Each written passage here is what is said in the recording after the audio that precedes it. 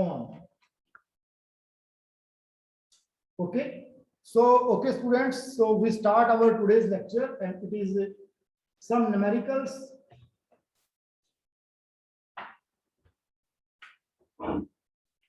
on equations of motion. Equations of motion. So एक बार फटाफट हम देखते हैं कि हमारे पास कौन कौन सी इक्वेशन ऑफ मोशन थी. सो हमने इक्वेशन ऑफ मोशन को डिस्कस किया. First equation of motion v is equal to u plus at. ठीक है बच्चों. सो यहाँ पे v क्या चीज था? Final velocity. suppose one object is moving from position A to some position B. किसी ऑब्जेक्ट को पोजीशन A से पोजीशन B तक ट्रेवल करना है. सो यहाँ पे हम स्टार्टिंग जो पॉइंट है जहां से कोई चीज चलती है, जहां से हम अपनी क्लॉक को स्टार्ट करते हैं, टाइम को 0 रखते हैं. पहले ऐसे ही करेंगे ना, जैसे रेस स्टार्ट होगी तो पहले उसको स्टॉप वॉच को 0 से स्टार्ट करेंगे ना. तो 0 से स्टार्ट करेंगे तो अभी स्टॉप वॉच 0 पे है. और जब ये ऑब्जेक्ट बी पे पहुंच गया सो वहां पे कुछ टाइम हो गया और वो टाइम टी हो गया और उसको हमने टी ही मान लिया, वो टी हो गया. ओके, जब ये चला था तो यहाँ पे इसकी initial speed t is equal to 0 पे हमने मान ली u है और यहाँ पे इसकी फाइनल स्पीड कितनी होगी? v हो गई. तो ज्यादातर केस के अंदर हम कहते हैं कि t इज इक्वल टू 0 तो u इज इक्वल टू 0. अभी वो रनर यहाँ पे रेस्ट में है. When t is equal to 0 हमने अपनी स्टॉप वॉच को स्टार्ट ही नहीं किया. So our athlete, our runner is at rest. That means u is equal to 0. And finally, when it reaches the point B, speed कितनी थी? v. Total distance from A to B, वो भी हम लेके चलते हैं total distance, है ना. ये हमने S, इसको हम लेके चले और जब ये A से B तक गया, there is change in velocity from 0 to V. And change in velocity with change in time is called acceleration. So acceleration is A, है ना. मेरी बात समझ में आ रही है? The velocity changes from 0 to V in the time interval from 0 to t. So this is called acceleration. So acceleration is change in velocity,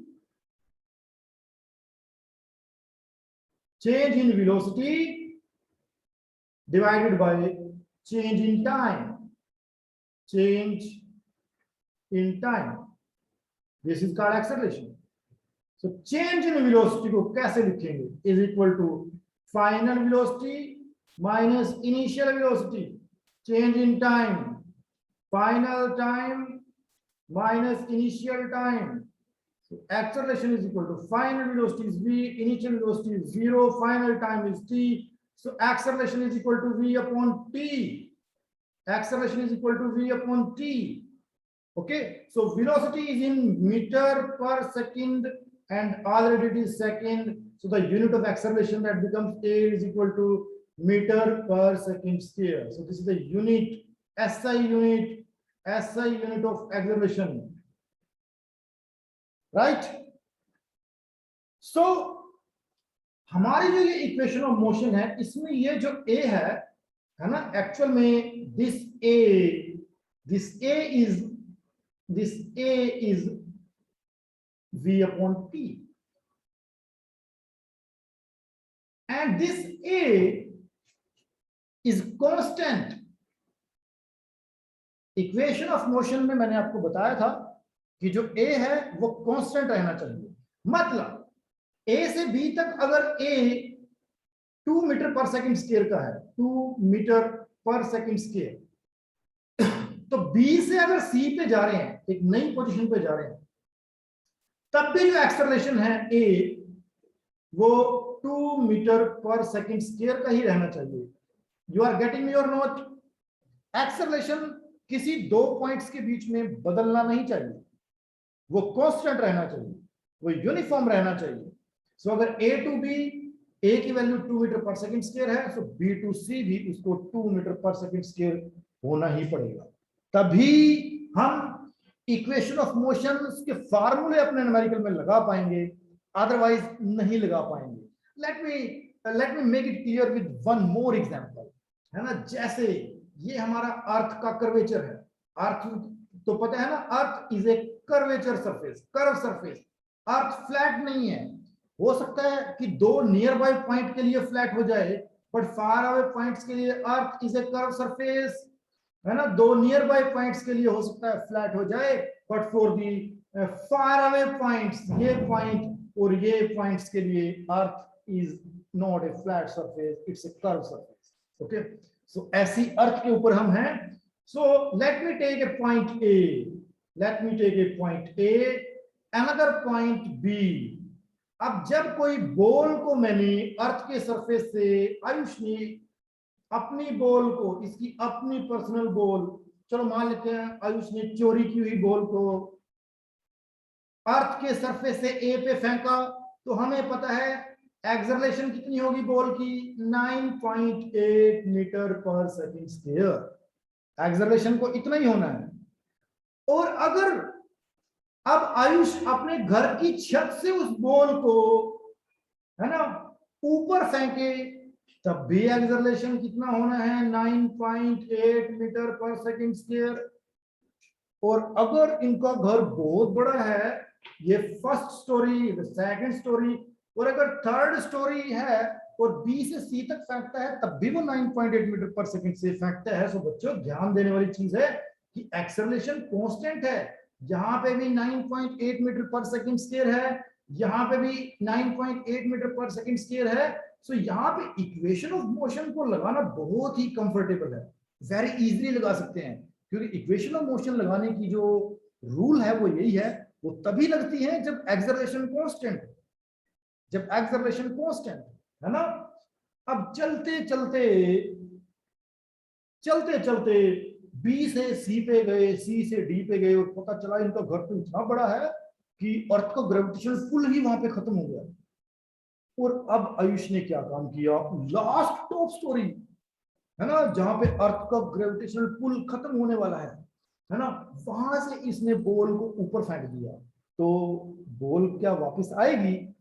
ball वापस नहीं आएगी, क्योंकि अब एक बाउंड्री लाइन है जिसके बाद जहां तक 9.8 मीटर पर सेकंड स्क्वायर का एक्सेलरेशन है, बट उसके बाद एक्सेलरेशन जीरो है, जहां पे जीरो ग्रेविटी होती है, जहां पे लोग उड़ सकते हैं, जहां पे अगर हम पेन को फेंके तो पेन हमारा सैटेलाइट बन जाएगा, पेन हमारा फ्लोट करेगा, पेन हमारा वेटलेस सिचुएशन में आ जाएगा, है ना। सो अब देखो यहां पे एक्सेलरेशन कितना है, 9.8 मीटर पर सेकंड स्क्वायर, पर यहां पे एक्सेलरेशन कितना है, जीरो।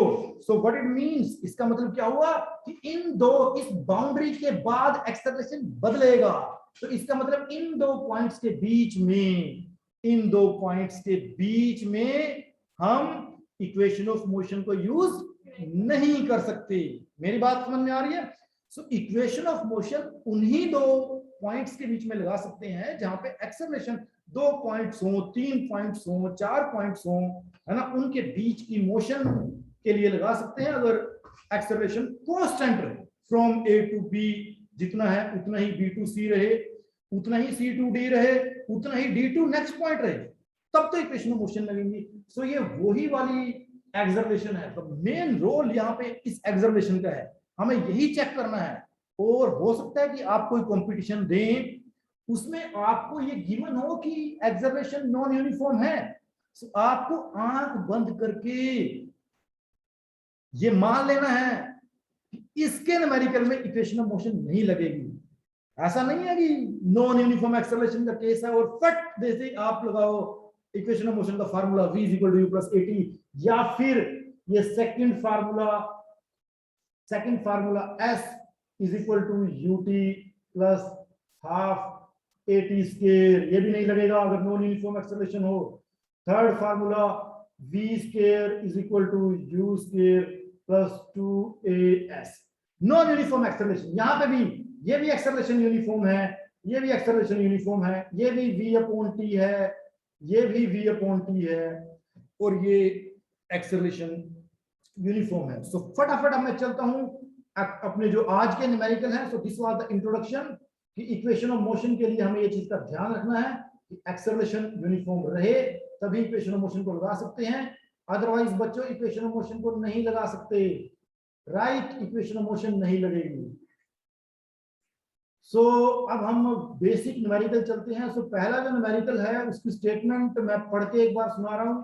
तो आप लोग कंसेप्चुअल क्वेश्चन है और आप लोग इसका आंसर करने की कोशिश करना। जैसे सपोज करो किसी बॉल को हम ऊपर की तरफ फेंकते हैं। आयुष ने अपने घर की छत से जब बॉल को ऊपर की तरफ फेंका तो है ना, ये आयुष का घर है, मान लिया ये आयुष का घर है और इसने अपने घर की छत से किसी बॉल को ऊपर की तरफ फेंका, ये बॉल को ऊपर की तरफ फेंका। और ये तो हमें पता ही है कि जो अभी एक्सेलरेशन है वो acceleration due to gravity g is equal to 9.8 metre per second square है। तो आप लोगों को ये बताना है कि अभी जो बॉल का एक्सेलरेशन है वो वर्टिकली अप है या वर्टिकली डाउन है। जल्दी से कौन बताएगा? मनोज थापा, जल्दी से बताओ, what is the direction of acceleration of the ball? What is the direction of acceleration? जल्दी 1 सेकंड के अंदर यस और नो। डायरेक्शन ऑफ एक्सेलरेशन, ये बॉल दिखाई दे रही है, ऊपर जा रही है, दिखाई दे रही है ना? Very good. अब इसका एक्सेलरेशन का डायरेक्शन क्या है? जल्दी बताओ भाई, तुम बताओ, जल्दी बताओ, फास्ट, जल्दी बताओ। गलत बच्चों, जी इज ऑलवेज डाउन। अरे बॉल ऊपर जा रही है, अर्थ थोड़ा ना ऊपर जा रही है, बॉल ऊपर जा रही है। अरे जी तो हमेशा नीचे ही रहेगा, जी नीचे ही रहेगा। सो एक्सेलरेशन, अगर कोई बॉल ऊपर जाती है तब भी उसका जो एक्सेलरेशन है वो एक्सेलरेशन ड्यू टू ग्रेविटी नीचे ही बोला जाएगा। अगर बॉल, अब आयुष ने इस बॉल को नीचे फेंका तो अब बताओ, अब एक्सेलरेशन ऑफ बॉल का डायरेक्शन क्या होगा? अब भी डाउनवर्ड होगा।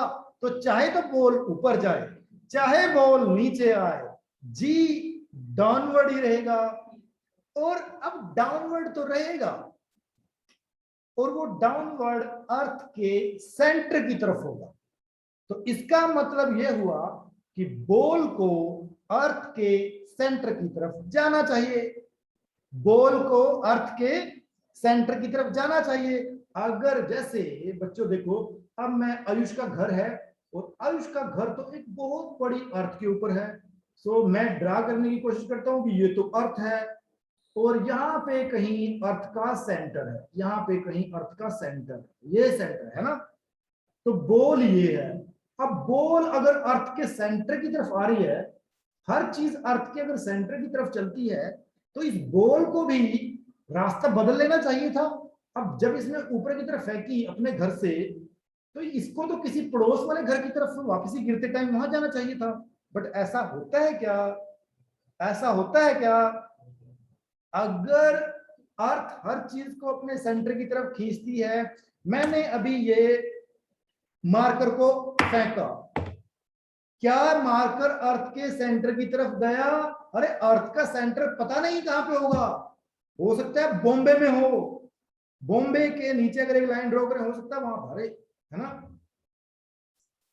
तो ये चीज कैसे जस्टिफाई करेंगे कि अर्थ हर चीज को अपने सेंटर की तरफ? भाई एक्सेलरेशन ड्यू टू ग्रेविटी के डायरेक्शन सेंटर की तरफ है, बट ग्रेविटी इतनी पावरफुल नहीं है कि बॉडी को वो मोड़ करके, उसके ट्रैक को मोड़ करके अपने सेंटर की तरफ डायरेक्ट कर ले। अदरवाइज तो बहुत मुश्किल हो जाती, क्रिकेट खेलना मुश्किल हो जाता, कोई भी गेम खेलना मुश्किल हो जाता। तो हर प्लेयर को पहले पीएचडी फिजिक्स में करनी पड़ती, तब जाके बॉल कैच होती, है ना। उसको फिर पता लगाना होता, भाई बॉल बैट्स ने हिट की, इतना बड़ा पैराबोला हुआ और बॉल वहां पे जाके गिरेगी और वहां पे इतनी फोर्स होगी, करते करते कैलकुलेशन करते हुए मैच खत्म हो जाता, बॉल नहीं पकड़ी जाती। बात समझ में आ रही है ना? तो पहला क्वेश्चन हमारा क्या था कि भाई डायरेक्शन, बॉल चाहे ऊपर जाए बच्चों चाहे बॉल नीचे आए, ठीक है, डायरेक्शन ऑफ एक्सेलरेशन वही रहनी है। हाँ, अगर अर्थ बॉल के साथ साथ ऊपर जाए तो मामला कुछ गड़बड़ हो सकता है, बट ऐसा अर्थ ने आज तक कभी किया? बॉल के साथ साथ कभी अर्थ ऊपर गई? नहीं गई, है ना। सो ओके, फर्स्ट क्वेश्चन हमने किया। अब सेकंड क्वेश्चन की तरफ चलते हैं। सेकंड क्वेश्चन कंसेप्चुअल, ये भी कंसेप्चुअल ही है, तो इसको भी मैं एक बार थोड़ा सा ऐसे बोल के समझाऊंगा, लिखने की कोशिश नहीं करूंगा।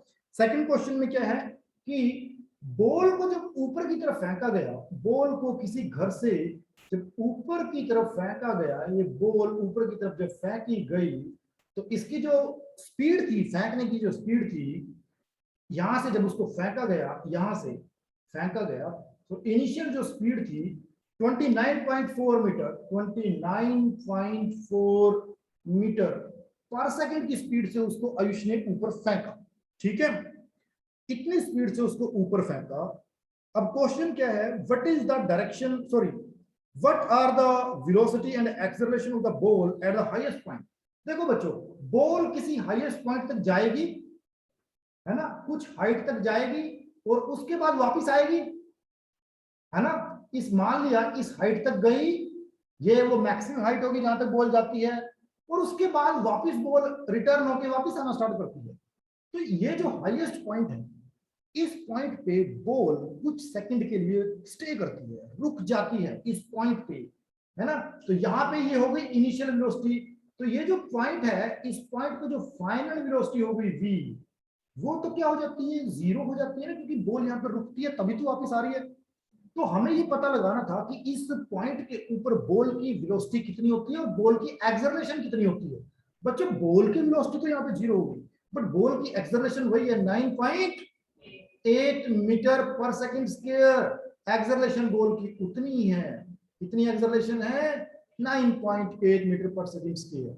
अब बच्चों ये बताओ कि बॉल जब यहाँ पे है, बॉल जब यहाँ पे है, रुक गई, कुछ सेकंड के लिए रुक गई, है ना, वेलोसिटी 0 हो गई, तो अब इसकी एक्सेलरेशन कितनी है, 9.8 metre per second square acceleration है। बट उस एक्सेलरेशन का डायरेक्शन क्या होगा यहाँ पे, वो भी क्लियर है, वो भी एक्सेलरेशन क्या होगी, वर्टिकली डाउनवर्ड, है ना। एक्सेलरेशन क्या होगी, वर्टिकल डाउनवर्ड। तो यही क्वेश्चन था कि बताओ बच्चों कि हाईएस्ट पॉइंट पे वेलोसिटी कितनी होगी और एक्सेलरेशन कितनी होगी। हाईएस्ट पॉइंट पे कुछ सेकंड के लिए बॉल रुकेगी तो वेलोसिटी कितनी हो जाएगी, 0, और वहां पे एक्सेलरेशन तो वही रहेगा, 9.8 metre per second square. So let me take the third question.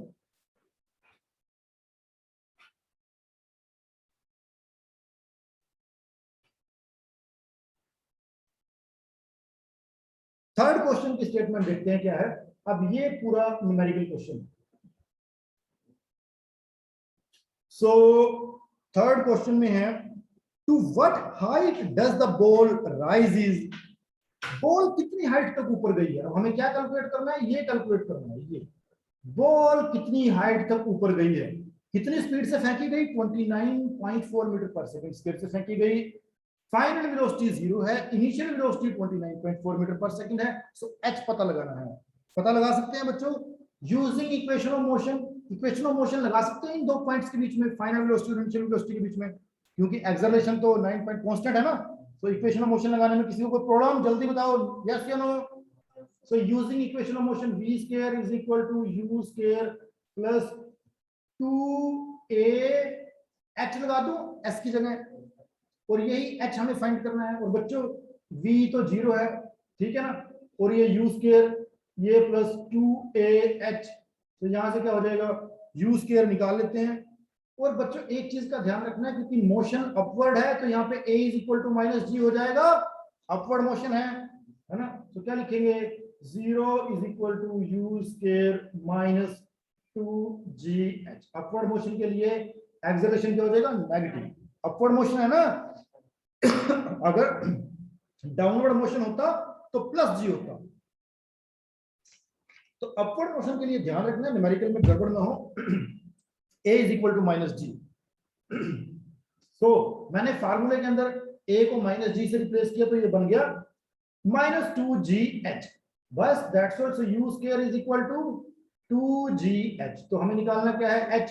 So h is equal to u square upon 2 into g. So calculate कर लेते हैं। So h is equal to u square का मतलब 29.4 का square, 29.4 का square, 2 into 9.8।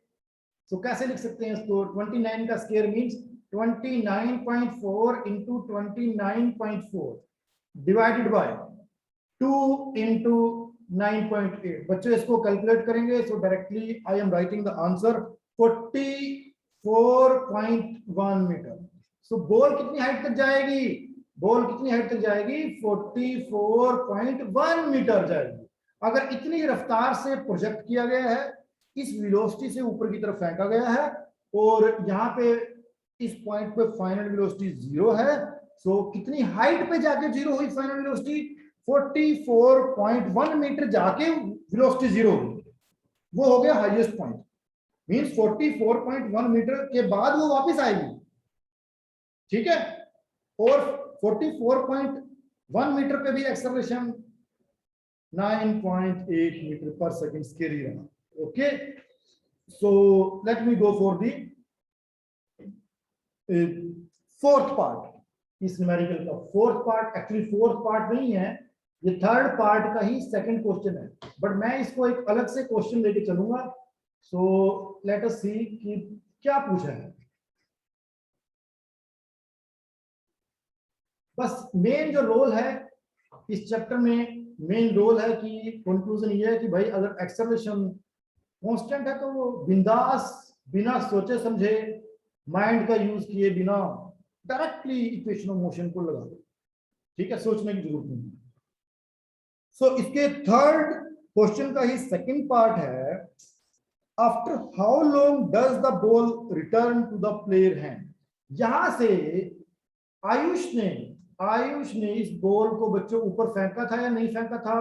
बोलो, फेंका था ना आयुष? तुमने बॉल को ऊपर फेंका था, u is equal to 29.4 metre per second से ऊपर फेंका था। तुम्हारी बॉल कितनी ऊपर गई थी? 44.1 मीटर ऊपर गई थी, गई थी, है ना, पक्का है ना? और वहां पे वो रुक के वापस आई थी, है ना? तो अब बताना है कि टोटल टाइम कितना लगा यहां से ऊपर जाने में और ऊपर से नीचे आने में। टोटल टाइम कितना लगा? टोटल टाइम, तो ये टोटल टाइम निकालना है। टोटल टाइम कितना लगा? Total time in returning back to Ayush hand, returning back to Ayush head. इसके सर पे दोबारा बॉल कितने टाइम के बाद आके लगी, ठीक है, ये निकालना है हमें। मैं कितने टाइम के बाद, मोटे तौर पे बोले कि कितने टाइम के बाद इसके सर को उसने उड़ा दिया, ठीक है भाई। तो इजी है बच्चों, ये भी, इसको भी हम इक्वेशन ऑफ मोशन डायरेक्टली हम यूज कर सकते हैं, फर्स्ट इक्वेशन ऑफ मोशन, क्योंकि टाइम निकालना है। So v is equal to u plus at करें, है ना, v is equal to u plus at करें इसके अंदर डायरेक्टली। सो अब देखो, क्योंकि ये जो मामला था ना बॉल का वर्टिकल मोशन का था, अब इसमें कंफ्यूज मत होना कि पहले बॉल ऊपर जा रही है तो पहले माइनस जी करेंगे, फिर बॉल नीचे आ रही है तो फिर प्लस जी करेंगे। नो, एक्चुअली जो स्टार्टिंग से ही काम हुआ था, बॉल को वर्टिकली ऊपर फेंका गया। सो इक्वेशन ऑफ मोशन में अब भी वही काम है, केस वही है, अपवर्ड मोशन का केस है। So A is replaced by minus g, upward motion का केस है। ऐसा मत सोचना कि पहले ऊपर गई तो माइनस जी, फिर बाद में नीचे आई तो प्लस जी। नो, एक्चुअल जो केस है वो तो अपवर्ड मोशन का ही ना, है ना। अगर ये होता कि आयुष ने छत पे खड़े होकर बॉल को नीचे फेंका है, that is a second numerical. अगर छत पे खड़े होकर नीचे की तरफ फेंक रहा है तब वो अलग मामला है, तब वहां पे a is equal two plus 0 है। बट ये तो अपवर्ड मोशन का मामला है बच्चों, तो ये तो 0 ही था, इज इक्वल टू u, अब इसको कर दूं माइनस जी टी, है ना। सो क्या लिखूं इसको? u इज इक्वल टू बच्चों g इंटू टी लिख दूं इसको, ठीक है। सो t निकालना है, t is equal to u upon g कर दूं इसको मैं, u अपॉन g कर दूं। सो डायरेक्टली देखो बच्चों, u तो गिवन ही था 29.4 मीटर पर सेकेंड, और जी तो आप लोगों को पता ही होगा, वही 9.8 मीटर पर सेकेंड स्क्वायर। सो सोल्व करने के बाद 3 सेकंड के बाद बॉल कहां पे गिरी? हाँ बिल्कुल, 3 सेकंड के बाद। अब अगर आयुष बचना चाहे तो उसके पास कितना टाइम है बचने के लिए, अपने सर को बचाने के लिए? 3 सेकंड से कम टाइम है कि 3 सेकंड है? 3 सेकंड, गलत जवाब। 3 सेकंड से कम टाइम, क्योंकि जब उसने बॉल फेंकी है फेंकने का टाइम 3 सेकंड में ऐड हो जाएगा, है ना। फेंकने का टाइम 3 सेकंड में ऐड हो जाएगा, क्योंकि प्रोजेक्शन का टाइम ऊपर जाने का नीचे आने का टाइम, है ना। अब क्या ऐसा है कि 1.5 सेकंड ऊपर जाने में लगा होगा कि 1.5 सेकंड नीचे आने में लगा होगा, या फिर 2 सेकंड ऊपर आने में लगे हैं कि 1 सेकंड नीचे आने में लगा है? व्हाट इज द स्टोरी, ये आप लोगों को सोचना है। सोच के मेरे को बताना कि क्या बराबर बराबर टाइम लगते हैं बॉल के ऊपर जाने में, या बॉल कुछ और प्लानिंग करती है ऊपर जाने के टाइम या वापिस आने के time. Actually what is happening, क्योंकि हमें साइंस का पोस्टमार्टम करना है।